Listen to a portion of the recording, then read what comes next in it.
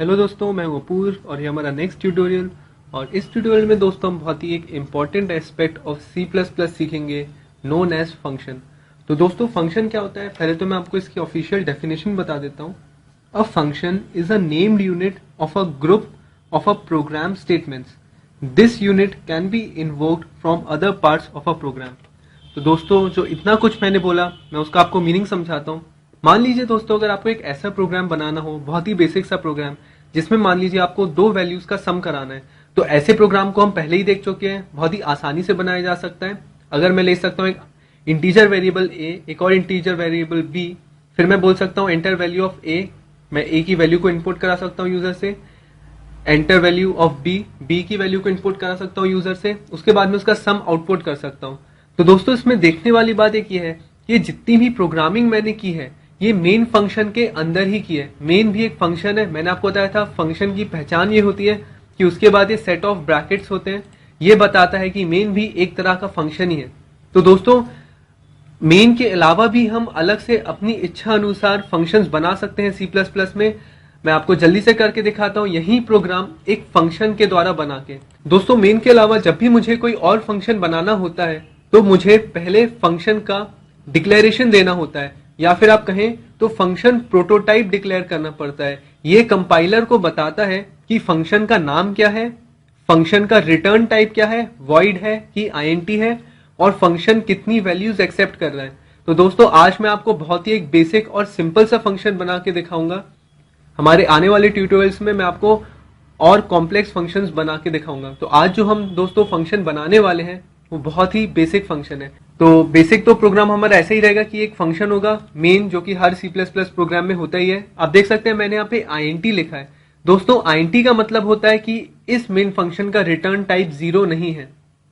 तो पहले तो मेन फंक्शन होगा, और मान लीजिए इस बार मैं सेम प्रोग्राम बनाना चाहता हूं एडिशन का, लेकिन इस बार मैं प्रोग्रामिंग मेन फंक्शन के अंदर नहीं करूंगा, मेन फंक्शन के बाहर एक और फंक्शन बना के करूंगा, और मेन फंक्शन जो है वो उस फंक्शन को सिर्फ कॉल करेगा।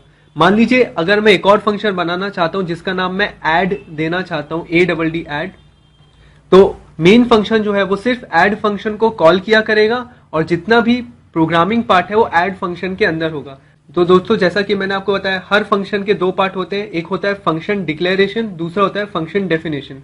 तो पहला पार्ट जो मैं लिखूंगा वो है फंक्शन डिक्लेरेशन या फिर फंक्शन प्रोटोटाइप। तो मैं लिखता हूं वॉइड, ये बताता है कि जो मेरा ऐड फंक्शन होगा उसका रिटर्न टाइप 0 है, और उसके बाद मैं लिखता हूं फंक्शन का नाम जो कि मैंने सोचा है ऐड, और उसके बाद में ब्रैकेट ओपन करता हूं, ब्रैकेट क्लोज करता हूं।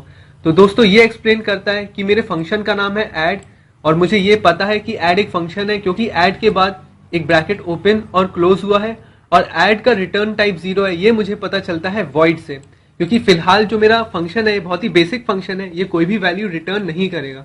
तो मैं यहां लगाता हूं एक सेमीकोलन। दोस्तों ये जो मैंने लिखा है ये फंक्शन प्रोटोटाइप है, या फिर आप इसको फंक्शन डिक्लेरेशन कह सकते हैं। ये मेन के ऊपर लिख सकते हैं आप। उसके बाद ऐड फंक्शन की जो डेफिनेशन है कि मतलब ऐड फंक्शन का काम क्या है, वो क्या काम करेगा, वो मैं लिखता हूं मेन के नीचे।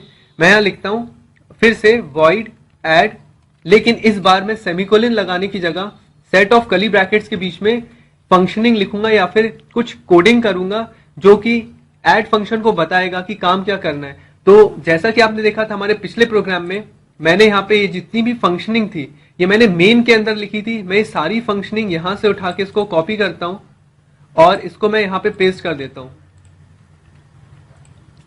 तो आप देख सकते हैं इस बार जो फंक्शनिंग है वो मेन के अंदर ना होके ऐड फंक्शन के अंदर है, और मेन फंक्शन जो है वो सिर्फ ऐड फंक्शन को कॉल करेगा।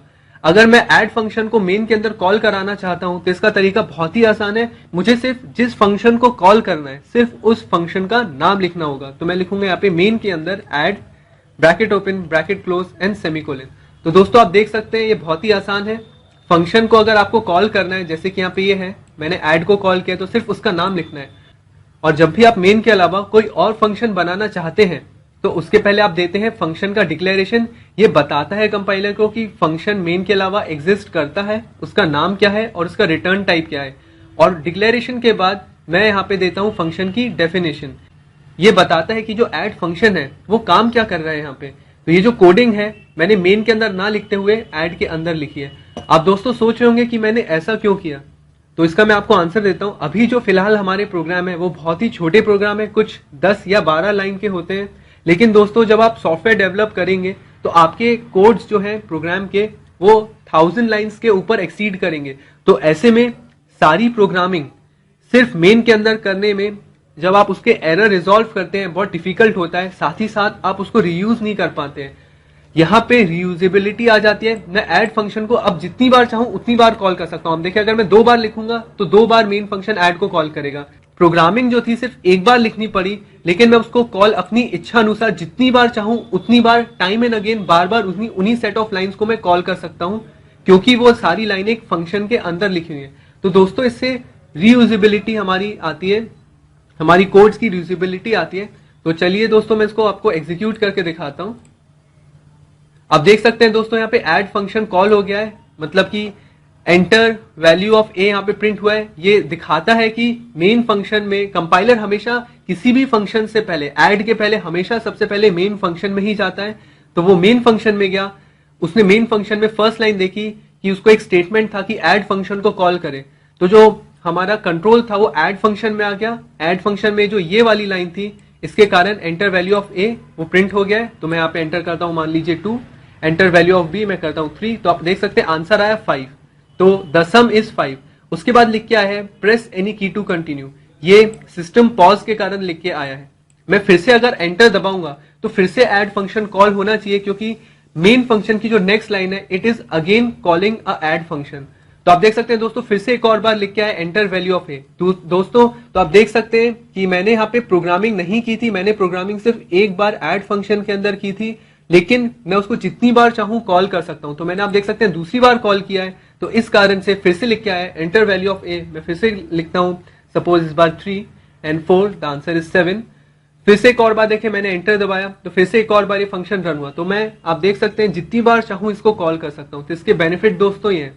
तो दोस्तों आज आपने सीखा कि एक बेसिक फंक्शन काम कैसे करता है। फिलहाल आज जो हमने फंक्शन बनाया है वो कोई भी वैल्यू रिटर्न नहीं कर रहा है, ना ही कोई वैल्यू एक्सेप्ट कर रहा है। हमारे नेक्स्ट ट्यूटोरियल में हम देखेंगे कि ऐसे फंक्शंस कैसे बनाने हैं जो वैल्यू एक्सेप्ट भी करते हैं, मतलब कि मेन फंक्शन उनको वैल्यू भेजता है कुछ इस तरीके से, मान लीजिए 2,3, तो ये वैल्यूज को एक्सेप्ट भी किया करेगा। ये हम अपने नेक्स्ट ट्यूटोरियल में देखेंगे कि फंक्शन वैल्यू रिटर्न कैसे करता है और फंक्शन वैल्यू एक्सेप्ट कैसे करता है। तो जुड़े रहिए मेरे ट्यूटोरियल से। Thanks a lot.